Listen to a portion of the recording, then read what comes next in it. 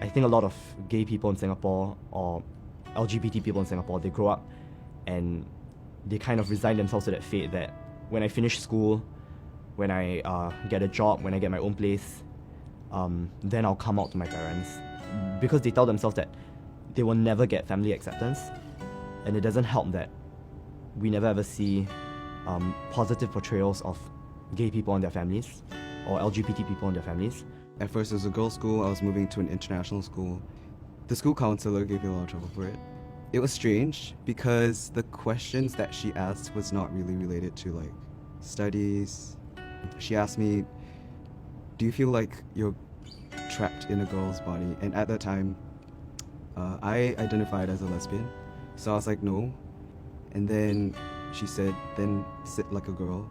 After that encounter, I was a bit afraid to approach adults about these kinds of issues. I used to take the school bus to school at that time, and the guys on the school bus, some of them younger than me even, would like repeatedly attempt to like strip me out and like throw my belongings around and stuff like that. After a while, it just made me feel very unsafe because it was a very almost daily experience. You know, growing up, you start to realize that you are different. You start to realize what being gay means, and eventually you realize that a lot of things don't work out with what is expected if you're at home, and so you just start to withdraw. The smart thing to do is to just not express, to just not say anything. And so as I grew up, I just stay in my room a lot and just not talk to anyone.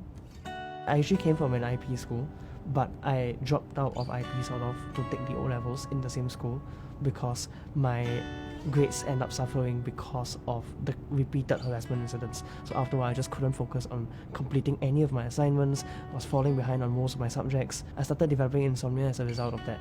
And I think a lot of these things just basically affected my performance in school. And there was a teacher that actually told my mom at parent-teacher meet, that kind of thing, that you should teach your son to change his behavior because this kind of behavior is stigmatized. And it was just very infuriating to me. I'm really grateful for my first brother because he reads up a lot about queer theory and he is aware of like heaps of issues, but what I appreciate the most is that he knows how to balance his knowledge and the emotional needs of an individual, and he uses both these things to care for people and to guide them. My brother has been very supportive. Like in my family, he was the first person to actually openly support me and start calling me by my preferred name and pronouns and start referring to me as his sister. Last year for Pink Dot, I couldn't make it. My brother attended on my behalf, and then he posted like a photo on his Facebook and Instagram. So my sister kind of suspected, or she kind of like realized that I was gay when I was in junior college as well. She came up to me one day and she said that I just want to let you know that regardless of who you like, I'm still a sister, that I'm still family. You know, hearing that from a family member, it's life-changing. A lot of what they did was just, I think, they were willing to accompany me if anything happened. They were willing to hear my side of the story. They were willing to see what they could do to help me.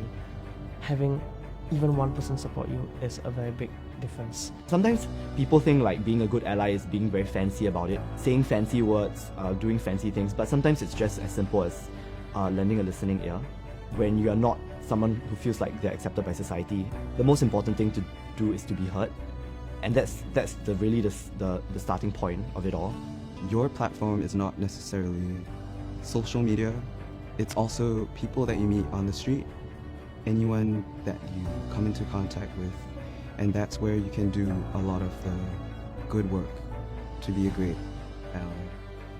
I hope there'll be more vocal allies. Allyship doesn't need to be glamorous, it doesn't need to be loud, but I hope that there'll be more people who will be willing to lend a listening ear, to say that, hey, I care about you, that your problems are things that I'm willing to listen to. Do it in a way that's informed, do it in a way that's sincere, because I think that really means the world to people who have felt like society feels like they're not valid their whole life. and it all starts with an ally.